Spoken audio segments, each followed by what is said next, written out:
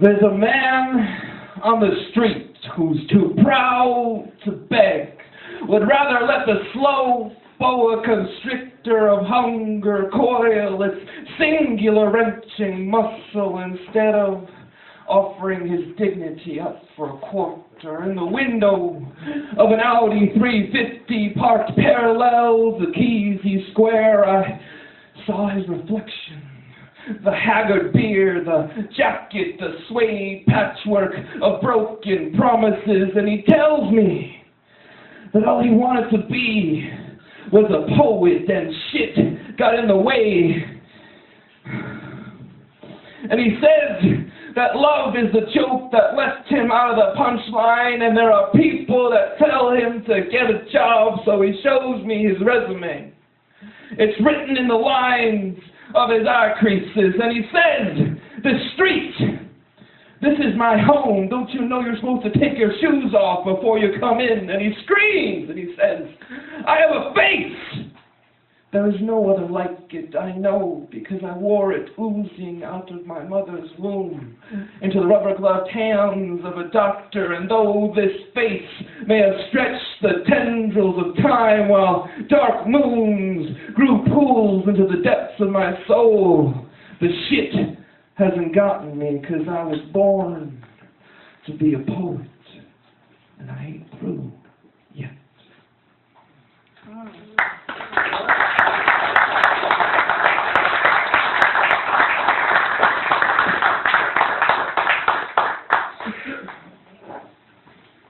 So, welcome. Occupy Eugene. Good, this feels good. This is very good. How many of you were at the October 15th day of so-called rage? That was beautiful, wasn't it? Yeah. The rally, I had a wonderful opportunity to read a poem, and this encompasses a lot of what I've tried to express about solidarity. The face of every person sparkles like a glittering array of diamonds, the precise shade of that glint shone and raised directly like a download to my eye source. The crowd gathered here at the Free Speech Plaza, October 15th, 2011, where normally the Saturday market drum circle would pound beats of liberation, and each week a free trade circle of various crystals, bone pieces, jewelry, and other free spirit paraphernalia would bounce with the murmurs of barter, the hand signals of exchange. Today, the masks of nearly 3,000 faces, eyes warmly aglow with a theater projector view of the power and glory of protest, congregated together, yuppies and Swiss pirates and other street kids congregated together, professors, a joint committee there to represent the 99%, and for 5 minutes I had their ear. And this is what I read. America, I know your pangs and throes of retail need materialism. I pound and break with you on the shores of now-minute amnesia. I am carved like you are carved into stimulus response consumer worms, but I have good news. The human spirit will not be denied, because the great all merge. From the denizens of the emerging jobless class to the young psychic trailblazers downing their first heroic dose. From the organic farm workers working earth magic for food sustainability to the raucous riot girls screaming, "Suck my left one." The great all merge. From the visionary visual art describing progressive murals in city alleys to the warrior poets laying down political verse over break beats. From the non-profit imagineers feeding the poor and rescuing children from sex slavery to the wonderfully genderqueer plurality of non-binary who's and what's. The great all merge.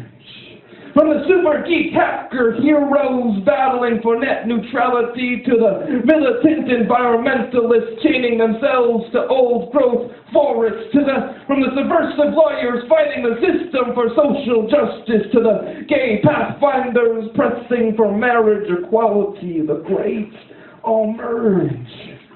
From the homeless families whose lives have been for crows, to the immigrant farm workers sacrificing their bodies to keep America fed and their dream act deferred, from the young couples raising their children with love and empathy, to the organizers protesting for righteous causes outside the bounds of free speech zones, the great all merge.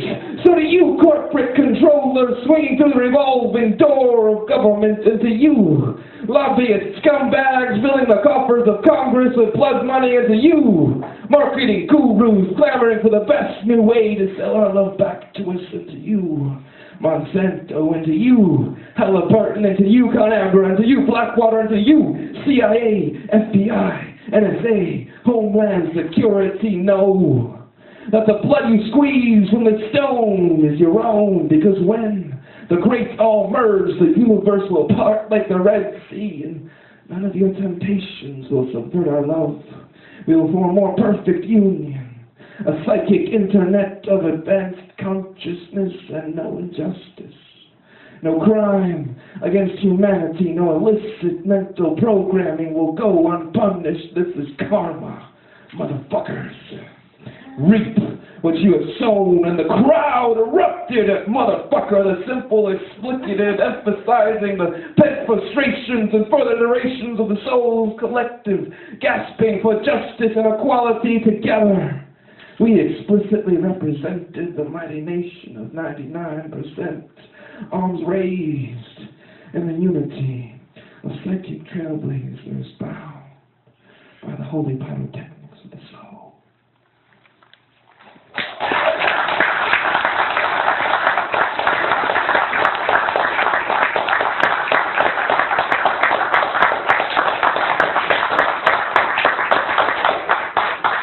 So I got two more. This next one, something that I call the Holy Mountain. It's not about, in this case, the Occupy, but I think it's beautiful somewhere.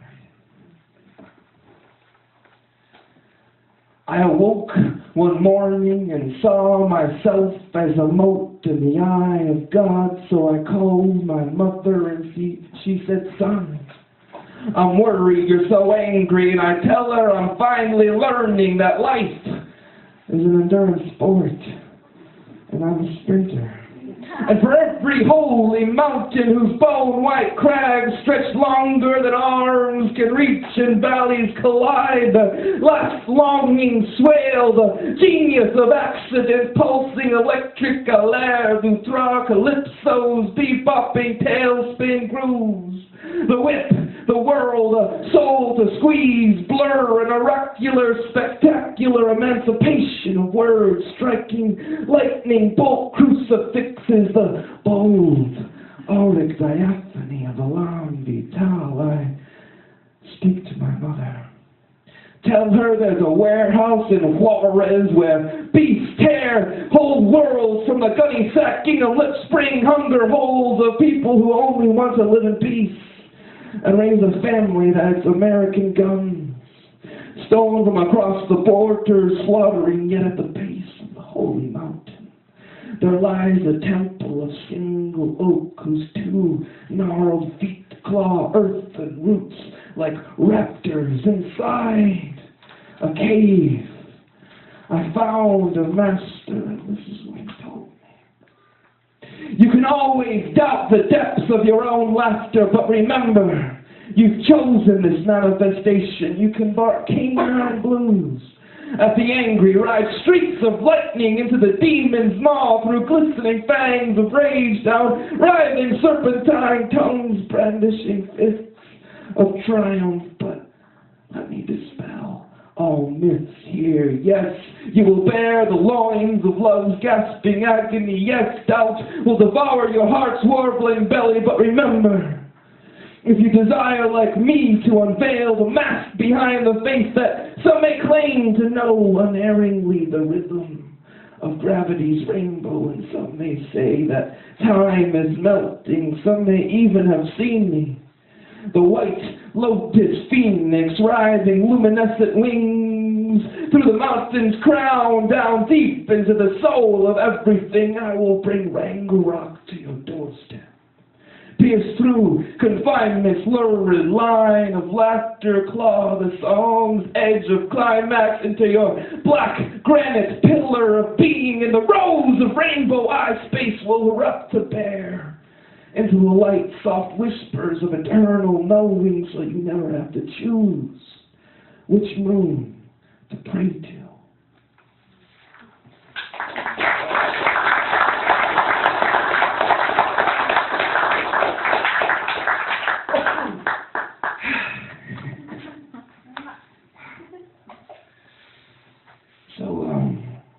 We had a candlelight vigil at the courthouse at the first meeting of the town city council to determine whether or not the occupation camp would remain. And of course they went back on that decision to extend it, which was unfortunate for everyone involved.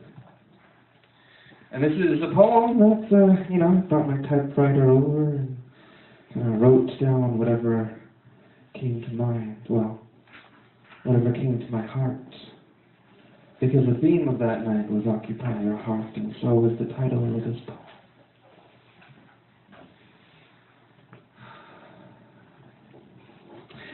We come here together for the sole purpose of realizing a vision. This is the wake-up song. Our song, a prophecy previously whispered in the hidden recesses of our hearts, softly spoken on street corners where the fog of our breath dared to challenge the clouds, our soft vowels rising like balloons to meet the atmosphere. Can you feel your heartbeat, people?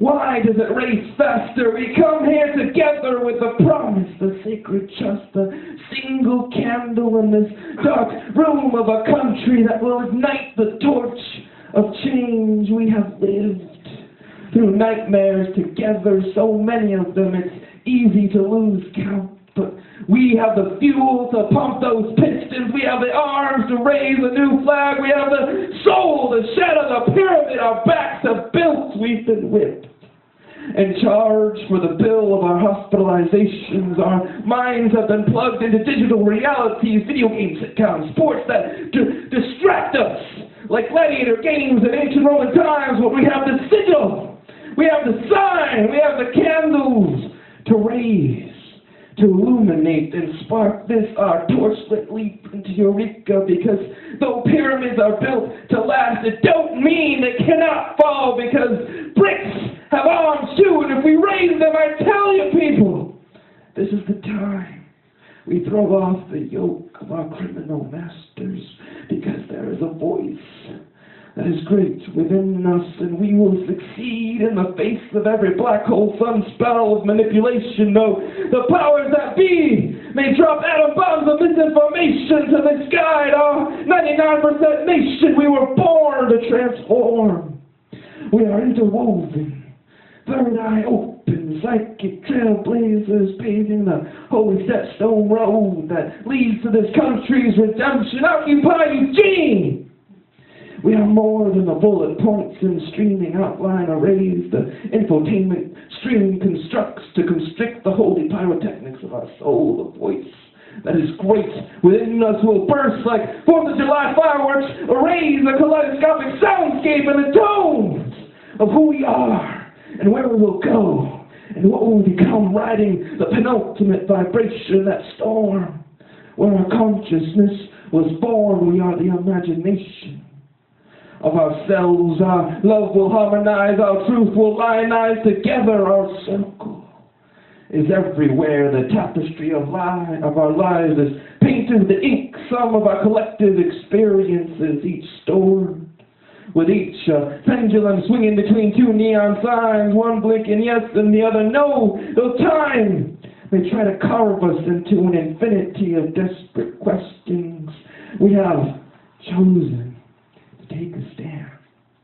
And whatever the outcome of this night's decision, it is always and only true that as humans our voice can never be destroyed. We stand here, bare and weathered and bitter cold, though warmed by our raging torches. We have built movement.